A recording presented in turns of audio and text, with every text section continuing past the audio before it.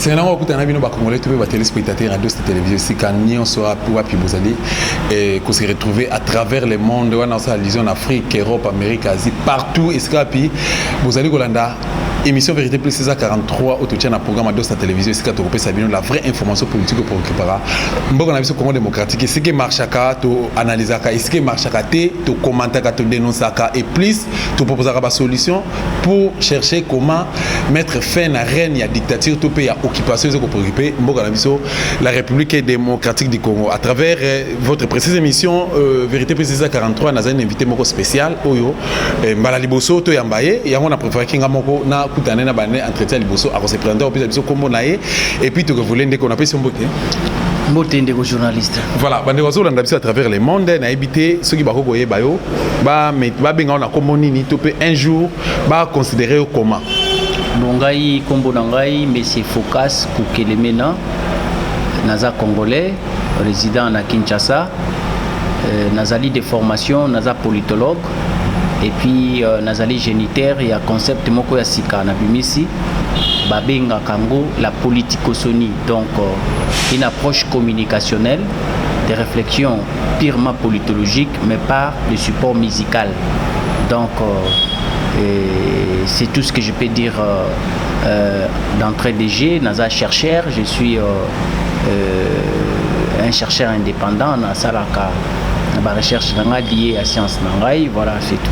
Voilà, mais c'est Focas toza vraiment na singa yambayo na plateau na biso na numéro ya lelo mais tolingito traito entre to zo moi temps ko s'entretenir na yo par rapport ya l'actualité politique zo pour occuper mboka na biso République démocratique du Congo et puis ça tombe à pic parce que vous allez politologue de formation vous a peut-être na moi image moko boko proposer biso par rapport ya crise politique zo pour occuper mboka na biso Congo démocratique qu'est-ce liboso to na élection récemment le 30 décembre passé nga personnellement na sala qui campagne contre processus on a parce que na ba ngenge ko soukela tu as une expérience il y a 2006-2011 il y a Oyo na bisaki bandeko to kinete to luka nzela muso pour te mettre fin à la situation Oyo bandeko ba okela inga telelo Martin Falozo c'est la vérité désir nanga mala muso zelo kozaki impossible Tshisekedi alobi Kabila c'était rwandais Félix alobi il n'est pas président c'est un imposteur lelo ba komi ensemble Kamere o azalaki serpent lelo a komi dirkab cacophonie lecture na izali nini par rapport à tout ça. Non, en réalité, à l'élection, et nous sont perplexes parce que ngai déjà de par ma formation, na salelaka mingi ba discours ya ba politicien te, mais na observera mingi ba faits sociaux na ba faits politiques. Yangonde marchandise, yangonde bipai wapi maele nanga evandaka pona sala ba analyse nanga froidement.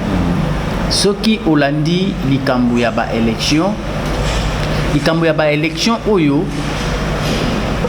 ndeko nangai franchement il était difficile que à l'issue ya ba élection oyo tokende kozwa ba résultat ya urne. C'était difficile pourquoi? Parce que ce qui tozwa ki yango elingaki comme miracle. Miracle pourquoi? Miracle pourquoi? Parce que jamais au monde, un dictateur, un prédateur, ça ce n'est pas moi qui le déclare. Moutao déclare en haut, il y a Félix. Moutao déclare en haut, il y a Étienne Tshisekedi. Moutao déclare en haut, il y a Kamere. Moutao déclare en haut, il y a Fayulu, il y a Mbemba, il y a acteur majeur nyonso, il y a classe politique nabiso. Ba pesa coloration, il y a régime, il y a Kabila comme régime, il y a dictature, il y a prédation, il y a gouvernance par défi. Alors, déjà dans le contexte wana, et koka qui jamais kosalema, alors que un dictateur a organisé bino ba élection, oyo et ko permettre bino bolongo la système na lié. Parce que dictateur, tango ba obenge dictateur, c'est-à-dire que azali mutu moko qui est antidémocratique. Il veut dicter sa volonté. Alors nako dictaka volonté na ye akoki jamais ko recourir na vérité des urnes o ezali approche moko électorale et puis démocratique pour appeler Sabino ouverture. Il doit vous dicter sa volonté. Tout à fait. Parce que Bozo Bengaye dictateur. Donc par le fait que Bino Bobenge dictateur, Bobengake dictateur te pamba. Bobengake dictateur parce que Bomona kaba acte aposaka. Ndenge azako kumbe lekolo, donc il dicte sa volonté na kati yaba institution et puis na mitu yabato. Voilà, Ndeko Focus, 2 heures en cours. Qu'est-ce qui fait que l'homme politique congolais, Oyo hier, Azo reconnaître que Kabila est congolais, Azo reconnaître que Kabila est dictateur, Azo reconnaître que Kabila est prédateur, Bamisu Baebakate, mais parce que Félix est Mtalobaki, parce que Tchène Segede Amoulou Mtalobaki, parce que José Makila m'a dénoncé, parce que Faoulou m'a dénoncé, population à Congo, tout peuple congolais, l'homme congolais plutôt, a Kangi Yango Namutunaye, a matérialisé Yango. Mais lobby au monde à Bango baza ensemble. Le Félix place Signon Sazo Kende, gérera hommage. Place Signon so caméra Sazo Kende, gérera hommage. Place Signon so ba José Makila ba o ba fingaga lobby, le lobby ko fuka melaye. Okoko définir l'homme politique congolais ndenge nini na moya lelo. Définition il y a homme politique tout court nanou. Oui. Poto baksa congolais te nasuka. Ce qui tolingi to définir homme politique.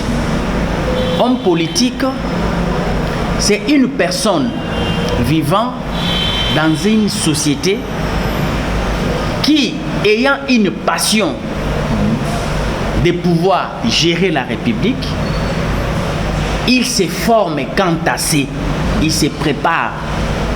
Parce que Bakomaka, un homme politique spontanément. Tout à fait. Un homme politique est allé résultat il y a formation il y a mutu. Nde ekolisi ba capacité na ye à partir il y a passion oyo azanango tango akosangisango na capacité oyo akozwa par le fait il y a formation yango nde babengaka compétence. Mutuana oyo azana passion azali na compétence asangisi yango sikoyo tango azo sangisango te pona ko nourrir commerce ya privé ko sala ba faire ya famille mais te ye asangisi passion na ye na compétence na ye pour asservir république. Si qu'on servir république, ils allaient justement kozwa mukumba ya kozala mwana ya musala ya kozala serviteur. Ils allaient le kola apostolat. Donc tu reconnais d'abord parce qu'il faut qu'on contextualiser en gonano que vos consignes sont ba homme politique nyonso na ba système politique et à la rendenge mon côté. Il y a des hommes politiques qui se retrouvent dans la République, il y a des hommes politiques qui se retrouvent dans des royaumes, ainsi de suite. Alors, chaque homme politique au azwami na kati ya système ya gouvernance moko azalaka na ba critères oyo il faut azala nango. Critères oyo mutu azaleli homme politique na kati ya République ezali ya liboso azala mutu moko oyo azana passion ya ko servir. De 2 amitié na mutu na yeke aza mwana mosala. De 3 azali formé pona koya kokota na ngwende wana. Ya misatu azali oyo baimboka baponi ye bango moko par le fait que bamoni kati na ye capacité ya kozala un homme d'état o babengaka honorable. Avant mutu akoma un homme politique, il faut société nanu et sanctionner yeke mutu oyo azali honorable. Société est monaye excellent dans un domaine ou dans un autre domaine. Après, nanzela ya élection bazui mutu wana bamonaki ke aza honorable bapesi ye quitus par les élections nde aye kokoma honorable député bapesi ye nomination akomi excellence lokola ministre lokola président de la République. Ainsi de suite. Donc déjà à partir de la société sans que a bénéficié sanctions politiques, déjà sanctions sociales, il faut ezala likolo na ye. Batu faut ba compter sur ye déjà à partir il y a comportement na ye, réflexe na ye, attitude na ye, capacité. Donc fois la mutu moko modèle dans la société. Alors tangu mutu wana a bénéficié sanctions électorales a commis un homme d'État. Et cet homme d'État n'a pour objectif que servir l'État. Voilà. Pas se servir, mais servir l'État. En termes de gouvernance. Voilà. Tu comprends bien, c'est vraiment avec beaucoup d'attention. Mais est-ce que tu as la nuance, l'homme politique congolais pour définir comment par rapport à la réalité toujours vivre? Bon, il y a liboso, il faut oyebake. Mutu azali résultat ya société naïe. Mutu azali résultat ya environnement oyo a émergé ou a vendu ou a koleli. Biso comme une société politique, nous avons commencé à exister depuis indépendance Congo. To bandi ko exister wana. To uti kozala coloniser. Avant tozala coloniser, to uti na ba système ya ba gouvernance traditionnelle.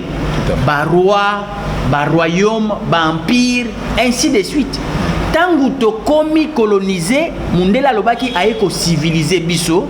Donc azo longola biso ba capacité traditionnelle à côté biso ba capacité moderne. Si ko transition wana oyo mosala wana oyo fala ki esalema. Et salema kamala monté. C'est-à-dire que baye bacheli biso système ya gouvernance ya sika moderne. Mais biso tangu to sengi indépendance, tozalaki kaka batu wana na mentalité na comportement na ba réflexe nyoso kaka traditionnel. Donc to koti na bomoto traditionnel mais na kati ya espace moko politique moderne.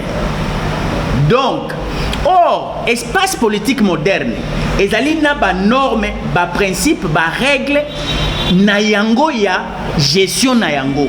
O eza différent na pratique traditionnelle, ezali pe na ba norme na ba règle nango, ekokanité.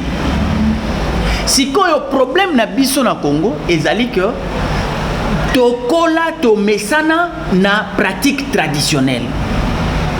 Sikoyo toye ko embrasser système moko ba pesi biso gouvernance ya cité moderne.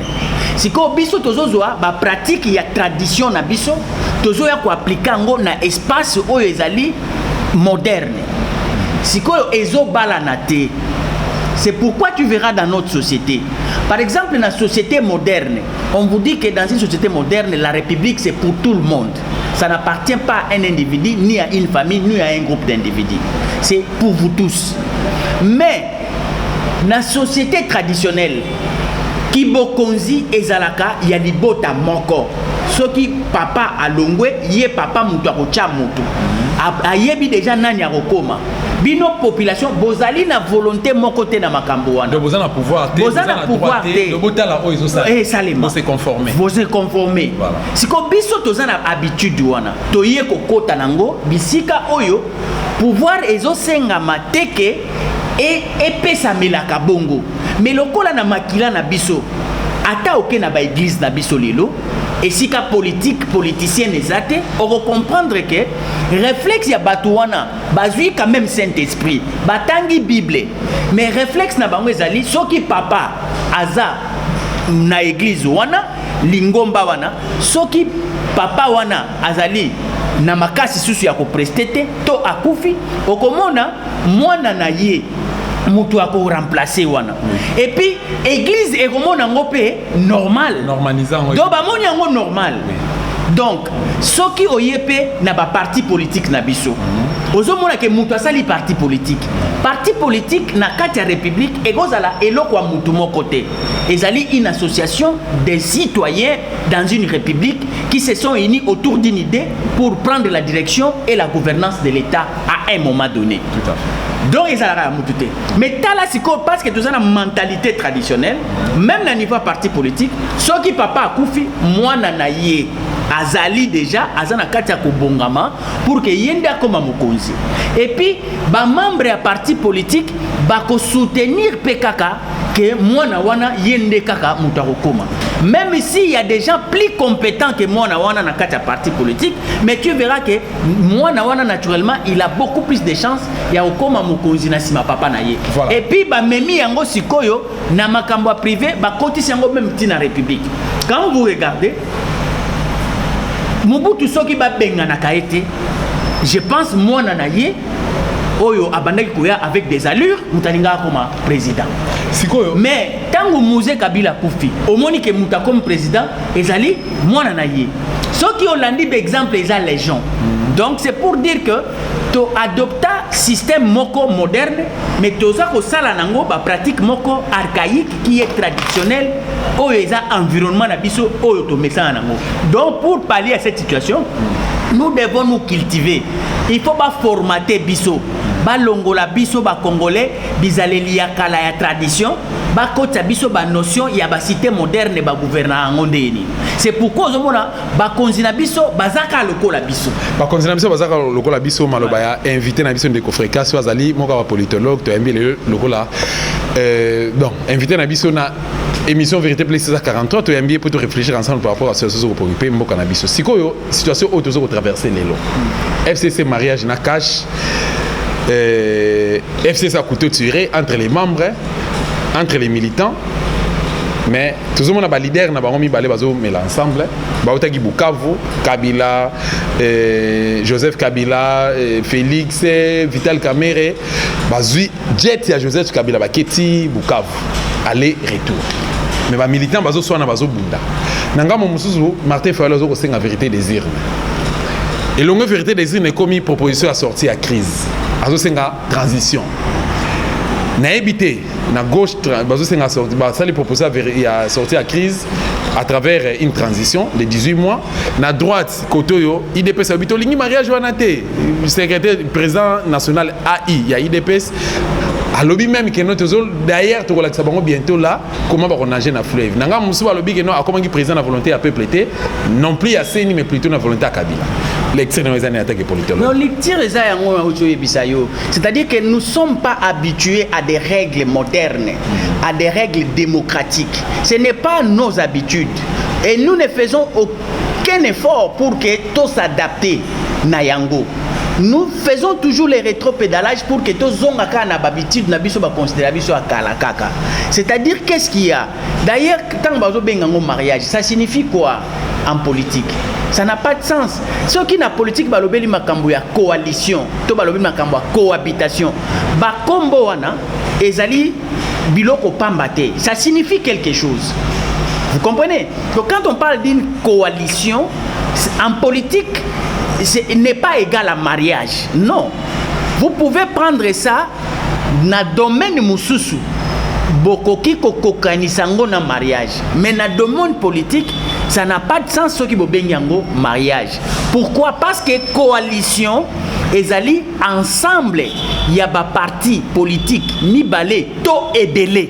Au moins déjà mariage okolobela ensemble il y a ba parti ebele te. Il faut ezala kaka moko mobali moko mwasi. Mais dans la coalition, dans le domaine politique, on ne parle pas de sexe. Quel est ce parti qui serait une femme? Quel est ce parti qui serait un homme? Exact. Et surtout, ce qu'on met sur Balobi, une coalition, par exemple, Balobi, coalition FCC. On vous dit que c'est autant de partis politiques qui se sont regroupés pour se coaliser. Au moins, si on peut une coloration et un mariage, tu deviens en difficulté parce que Baza est belé, nani mobali, nani moisi. Qui a doté qui? C'est difficile. Qui va enfanter et qui va engrosser. Tu vois? Alors, les mots là qui existent, ce n'est pas des mots digés de hasard. Au monde na Congo, même classe politique nabiso. Moi je suis politologue. Tel qu'on utilise qu'il y a une coalition entre les regroupements des FCC et ils ont donné une coalition qui s'appelle FCC. FCC yango moko ezali parti politique té. Ezali regroupement politique té, mais ezali coalition. La coalition c'est celle-là, FCC. Pourquoi coalition? Parce que la politique nabiso, entre guillemets toujours, avec des pincettes, avec des réserves, bimisi yango ke yango nde mutu ezali majorité à parlement. Or, coalition musala nango na espace politique après élection, ezalaka kaka po ebimisa majorité na parlement. Dès lors que vous avez une majorité na kati na parlement, par les biais de l'alliance wana babengaka coalition, batu wana bakomi majoritaire, ne bango batu bako former gouvernement. Bon, si qu'on réfléchir nanou, quand ils appellent coalition cash FCC, ils allaient pour babimisa nini. Ils allaient pour babimisa nini. Voilà, c'est ça le problème. Or que coalition en politique, dans une approche politologique scientifiquement prouvée, on vous dit qu'il y a une coalition, la nécessité de la coalition n'est que pour que l'on donne l'occasion à tous les partis prenants aux élections qui n'ont pas eu la majorité de pouvoir se coaliser, s'allier, s'unir pour trouver le moyen de réunir une majorité parlementaire afin de produire un gouvernement. C'est ça la coalition. Mais vous l'avez déjà. FCC, yango de coalition. Mais vous dites, en dehors, il y a FCC, déjà, ils ont coalition, parce que Bangonde va dégager déjà majorité parlementaire. Mais comment Bokomi Sili Soussou, alliance entre FCC, Nakash, Bobenyango, les sous coalition. Si ils ont coalition pour ebimisa nini, pour produire nini. La coalition n'a pour raison que donner une majorité à un camp pour que ces camps-là puissent se prévaloir majoritaire et créer un gouvernement. Voilà. Mais si koyo bino déjà besoin de majorité, bobenyango FCC. Bo siko alliance ya cash na FCC na FCC. Bobenyango lisusu coalition popo salanini entre guillemets. D'ailleurs au komona ke même si va prévaloir que bazali na kati ya coalition, mais kaka na maloba na bango moko soki otali ba komi siko na difficulté ozo démontrer. Oh difficulté wana ozo mona wana elingi koloba te bazali na coalition te. Parce que soki bazala ki na coalition, il y a eloko liboso balinga ki bazala une majorité au Parlement. Mais ici, leur coalition n'est pas aussi une coalition parlementaire. Leur coalition, c'est une coalition gouvernementale. Donc, cash na FCC, bazali na coalition majoritaire, bazali na coalition gouvernementale. Mais ici, il faut aussi démontrer les choses. Pourquoi ils doivent aller dans une coalition gouvernementale? Pourquoi? Or, coalition gouvernementale, basalaka yango kaka na période ya crise. Ba crise oyo ememaka coalition gouvernementale ezali mine. Ya liboso crise politique. Mututé la la légitimité te, mututé la légitimité te. Monsieur super bazo linga ba kota tibo bibo allez, bisonyo sto vanda to yokana Sun City. Ainsi de suite 5 makamnyo so wana. On a déjà abordé pour ma proposition à sortir de la crise de Martin Fayulu. Ya wana de babengango coalition gouvernementale. Wana ezali dû par le fait il y a crise politique. Oui. Crise mususu o esalaka ke tokende na coalition gouvernementale ezali crise économique. Mosolo ezalité. Balobi l'état mbongo yate moyen organiser be élection ezate. Boloko la siko date ya be élection esi ekoki mais mosolo ezate. Moyen pe botikela to vanda to solo là. Osali coalition gouvernementale. Large union nationale pour que to lukambongo to kende na élection. Et là on c'est ça là bongo et ali ba catastrophe naturelle. Mboka mbula ebeti to kaketo mupepe ebebisi biloko nyonso bakonzi mususu bakufi baassemblée panzani désordre koti bato bakotikala bakolobaki non to vanda to sala gouvernement moko pour to bandela susu à zéro. Donc ozo comprendre que coalition gouvernementale et ko quitter kozala à l'issue il y a ba élection oyoyo déjà majorité parlementaire. Et si et sali coalition nango basi bazu gouvernement normalement bangonde il faut basa la gouvernement na bango boko kendeli suzute ko sali sa bato bazana majorité bo sali sa bango gouvernement ya coalition. Merci beaucoup. Parce que soki bo sali si bango gouvernement ya coalition elingi kolobake majorité na parlement ezala kité ou bien bozala ki na problème il y a crise politique ou bien crise économique ou bien catastrophe naturelle. Voilà, nansi bandeko ba pesa nga question bazui ba réponse pe bandeko va se poser ba question sans réponse ndeko invité na biso mona mboka Afrika so azali moka wa politologue ya République démocratique du Congo pe azana souci il y a développement pe changement ya mboka na ye yango to yambi awa a enseigner bandeko baza na moi ignorance ndeko tout mec un peu tourner page mais avant de tourner page tourner yeba qu'est-ce qui fait que tout autour il y a Joseph Kabila tout autour il y a Chilombo tout le monde a ba docteur ba mina professeur ba politologue mais baza na difficulté il y a remettre en pratique tout en application makambo batangisaka ba étudiant na auditoire. Il y a des politologues au monde il y a directeur de cabinet, il y a président de la République. Au monde il y a conseiller principal, il y a président de la République. Mais ils sont en difficulté à remettre en pratique makambo bazo ko enseigner ba étudiant na kata auditoire. Mais aza docteur. Réalité les amis. Ba raison ezali ebele mais na pesa tami balé tomisa tout pour na raison. Il y a liboso. Environnement politique. Ezali élément majeur oyo ekoki kopesa possibilité na mutu oyo azali expert dans un domaine pour s'épanouir. Parce que soki ngai nazali expert professeur et à l'université je suis détenteur de connaissances na ye pembeni ya mutu oyo azali détenteur ya pouvoir ya espace wana et que ngana komi na se na ye to koti déjà na conflit. OK. Déjà en tant qu'humain, moi professeur, connaisseur, lui, un vaurien, mais chef. Déjà entre les deux humains, il y a déjà un conflit. Parce qu'à chaque moment, dans mon esprit, je n'accepterai jamais Namutu nanga eleka ke mutuana akonzakanga. Je vais continuer à les refuser, mais nazaka pembeni naye. Mais le temps où na revanda naye, na kovanda naye te pour que je puisse donner le meilleur de moi. Je vais aller là-bas pour des raisons de sécurité alimentaire, survie nangai. Mais nazon di mekate. Wana a contredire thèse na yo ya liboso. Déjà marché l'école thèse na yo ya liboso. Aboyi naye. Versatilité déjà ils a mis en application. Voilà, a commis versatile, voilà. A commis versatile. Donc c'est-à-dire que a bombi mayele, a commis ko salela. Voilà, donc le professeur qui se sent diminué par le fait que Bazo Konzae et pas Moutou Ayo Azo considéré Kaza ignorant, il devient versatile. Mais aussi, celui-là qui sait que celui-ci c'est un grand connaisseur. Azan a confiance dans la totalité. Parce qu'il craint à chaque moment qu'il risque de prendre ma place. À quoi on a l'attitude? Comment on a l'attitude? L'attitude n'a comme il y a défi. Il va commencer à te faire avaler que tu fasses sa volonté et non la volonté du professeur qui connaît. Ok. Parce qu'il a se sentir autorité. Mais avant de se sentir autorité, il faut recourir à la connaissance. Mais qu'est-ce qu'il doit faire? Il doit commencer maintenant à vous pousser à faire l'arbitraire. Donc ses émotions, ses pensées, ses sentiments. Parce qu'il n'a pas de réservoir de connaissances là où il doit puiser. Il doit prendre dans des émotions.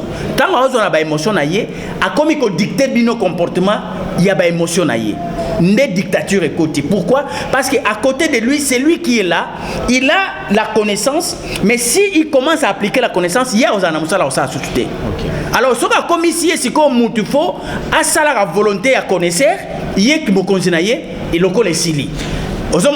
Donc, conflit ou un ezali déconseillé.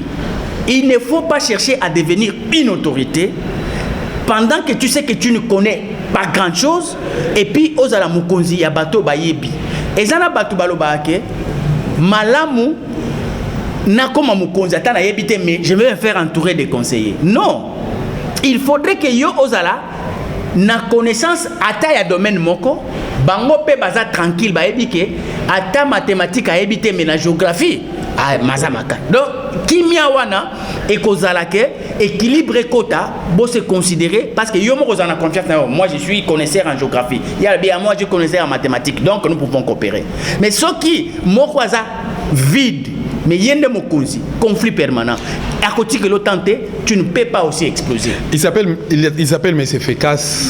Focas plutôt, mon politologue citoyen congolais Azuko Bunda.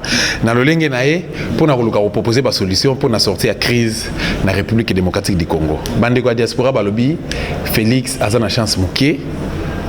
Alliance Wanatoloba, ils ont une chance pour 5 ans pour qu'ils résolvent le problème. Pour occuper le Congo démocratique. Il faut aller à ça les propositions à crise. La diaspora va taliper, analyser des démarches pour faire le qui et quoi aboutir. Mais Bango, bazo proposer que non, il faut peupler à se soulever. Babi pays où ils ont une occupation, qui a une élection, ça la politique. Il faut que la population a résisté et puis à se soulever pour mettre fin à la situation. L'extrême nous n'est pas. Voilà maintenant, on a une cacophonie place Ezali. En réalité, Tezuana Babimisi Balobi, ceux qui mboka ezan occupation, bakendaka na élection. Oui, mais pourquoi? Parce que c'est lui qui est à la tête du pays. Si c'est un occupant, il ne peut pas organiser les élections pour qu'il y ait à l'ongwana pouvoir parce que c'est un occupant. Okay. La personne qui peut accepter qu'il y ait alternance, c'est celui qui se sent dans sa société. Il considère que celui qui est en face de moi, c'est mon frère. Si moi, je ne suis pas autorité, donc ça sera lui aussi, c'est mon frère. Alternance, wana, ezali normal. Mais un occupant, il ne peut pas partager, surtout qu'un occupant, il prend la possession du pouvoir souvent par la force. Okay. Naka force majeure. Nde ayaka komi nganzama na kibokonzi. Ezalaka na vote te. Ezalaka na hérédité ya famille ya mboka wana te. Ayaka soki aza occupant, c'est-à-dire qu'aza mopaya. Okay. Mais sikoyo awa, j'aimerais bien qu'on puisse nous dire qui est l'occupant et qui ne l'est pas. Ça c'est un grand débat.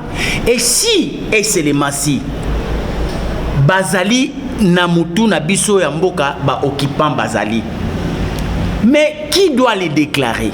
Qui doit les déclarer? Parce qu'aujourd'hui, yomoko outkoloba awa que bactère politique na biso soki ba komi na ba niveau wana ba bosani que c'est une question d'occupation. Ça ce n'est pas moi qui soutiens cette thèse. Bazomela, bazolia, bazokende na ba élection. Donc c'est-à-dire que pour na bango thèse d'occupation et ça une fausse thèse. Non, thèse d'occupation n'a accompagné yo, thèse d'occupation ezali et une fausse thèse mais plutôt comment dirais-je bazoluka ba intérêt à mabumu na bango ndenge tozongi lisu na discours na yo. Pour des raisons il y a intérêt na bango égoïste bandimi ko sacrifier population. Donc pour dire que se soumettre na ba ordre mal donné à occupant. Pour dire que on n'a pas une classe politique. Nous avons de ce qu'on appelle la crise, elle est républicaine. Congo, et ça la crise, il y a approche républicaine. C'est-à-dire? C'est-à-dire que les Congolais, ils ne connaissent pas ce qu'est la République. Et ils ne savent pas comment est-ce que la République fonctionne. Ok. Et même si tu es en train de voir en cravate et en costume, bah yébité. Parce que tant qu'on est en opposition, à Bengi Moutazan a pouvoir occupant. Bon, yo en opposition, au Bengi Moutouan a pouvoir occupant.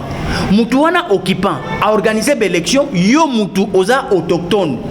Ok, na l'élection. Donc, tu ne comprends pas. Donc, le Congo est malade de ses élites. Okay. Le Congo est malade. C'est au niveau de la perception. Donc, et Moneli, il y a Bokonzi. Et Moneli, il y a Mboka. Namoto Nabango, ça n'a rien à voir avec ce que toi et moi, nous pouvons penser pour une cité moderne. Donc, si je vous comprends bien, moi, Lumière, Makasi, Yope Ozaki contre le procès électoral. Bon, moi, je suis un chercheur je suis un analyste. Ok. Quand je parle, je ne parle pas comme un homme politique. Je parle comme un analyste. Quand je suis analyste, je ne suis même pas congolais. Je suis scientifique et je suis en train de voir une situation quelque part dans un espace au monde et je commence à faire des analyses. Mais si tu veux faire un débat patriotique ou bien politique avec moi, ça c'est une autre paire de manches. Mais ce qui n'a vu casquette ya politologue na lati na kendaka kotalisa kaka komonisa kaka makambu oyo batu baza koloba mabe to bazali ko comprendre mabe ngai na moni yango na comprendre yango na sali étude na on expliquer bino. Voilà, na minute oyo tina oloba na yo tension eza makasi pa bande connaissance diaspora balobi ke na Sénat congolais il y a des occupants. Na gouvernement, il y a des occupants. Na Assemblée nationale, il y a des occupants. Na 26 gouvernorats, il y a des occupants. Alors, et plus fort, na kata FARDC, ba poste clé, na la police, ils allaient occupés par les étrangers. D'où il faut libérer ces pays. Bah, la population congolaise, il faut botter les mains. Bah, politiciens locaux, bah, vérité, il y a makambo aux révélé, il y a leçon aux autres. Force, vérité, réalité, et outaka na opinion publique ou outaka na société civile. Pourquoi? Parce que société civile, ce qui azali réellement une société civile, asalaka discours ya ba politique té. Yé asalaka discours ya rationalité. Tango azako loba, azako présenter ba fait réel. Azako monisa ba preuve bilembo, ba symbole, ba nyonso akolakisa chango na problème. Pour que Baimboka mona réellement. Parce que l'élo est belé à Baimboka ya diaspora. Bazalaka kuna kana diaspora, babanda ikoloba ke occupation. Mais à un moment donné, tout le monde qui occupant wana, abengisi bango, apesi bango bokonzi awa, l'élo parmi les diaspora, bamisusu bazali na occupant, ceux qui ezali thèse ya solo, bakoma romona yé normal. Mais c'est un sujet ou encore un dossier que moi j'ai maîtrisé. Bandeko oh lobi que non, bazaki bandeko diaspora, entre autres Félix, azaki na diaspora, il a passé tout son temps là-bas, jeunesse na l'examen kuna, ba o ba yakiza ba o baza versatile, ba o ba koki combattre. Mais ba vrai résistant, baza na poto tilo lo ba lobi que non, tozlingi to lembi via awa to lito zonga na mboka na biso mais format ya mboka na biso na réalité contexte ya lelo moyen to ya ezalité parce que le pays est occupé. C'est ça le problème. Il faut maintenant là, parce que Félix est président de la République, il est l'occupant. C'est ça le problème que nous devons nous poser. Félix, ceux qui azali occupanté, ceux qui considéré le la moine à la famille Tshisekedi, mais Félix azali marionnette. Ngana yo tozali awa, autre que le bandelo et bandeli bandeko balandi biso bien sûr. Au lobby que tant qu'un dictateur a organisé élection, a jamais vérité désir. Impossible. Vérité à urne, volonté à peuple et d'une manière indirecte, on dit que Félix a gagné une élection. À moins que Moutou Azala, malade, Moutou n'est pas comprendre l'exir naoté. D'où Félix Azali marionnette, il a été nommé. Il y a un moyen à menacer Bokipa Ezate. Notion on a Eutipa Nangate. Félix de lui-même. Oui. 48 heures avant l'élection. Je dis bien, donc Etikalika Mikolomi Balé l'élection et Salema. Après sa discours à l'Oba qui est Kabila Azala contrôle le processus électoral parce que Azako Linga a kende kopé maman muke kitinaye il faut avant de sa mutumoko ya volonté naye mwangonga moko po ezala vidité po air moko so assis kopé ma aya ko vanda lisusu. Ça ce n'est pas moi qui dis ça. C'est Félix. Okay. Oyo ozali kolobela ye moko asala déjà analyse wana et puis azali occupante. Mais dites-moi, ye azali oyo asala analyse wana. Ye azali pe occupante. Mais comment kaka mabe mambi oya monaki kaka makambo oya lobaki ekwela kaka ye pe avandi. Est-ce que tokolobake problème ezali ya occupant ou bien ya oyo bobengi mwana mboka. Problème ezali ya versatilité, il y a l'homme politique congolais. Maintenant posons voilà. Question encore. C'est-à-dire maintenant nous devons cesser avec ba discours ya ba politique. Il faudrait maintenant que société civile, élite scientifique élite ecclésiastique va démontrer le vrai discours. Le vrai discours. Parce que ça sera une question d'une histoire qui sera racontée au peuple. Histoire va changer à Kayangote. Vous allez donner avec traçabilité et ça doit être sincère. Pour que beaucoup t'atteignent à piège, il y a un règlement des comptes, il y a une chasse aux sorciers. Vous devez étaler l'histoire parce que chaque mboka a une histoire. Et puis ceux qui détiennent cette histoire doivent se lever parce que c'est une question de véracité des faits. Ce qui bokei n'angope na véracité des faits, bozwi nzela moko ya mokuse kaka po bolingi mutu te songolo pakala zalate bokosi makambo ya occupation pendant que ça yango te, vous allez être rattrapé par l'histoire encore. Erreur nyonso basala kana politique et kwera kaka na mutu na bino yo mutu sala kiango. C'est pourquoi si c'est une question d'occupation, donc c'est-à-dire que cela relève de l'histoire politique du Congo. Il faut balaxabiso, traçabilité, historicité.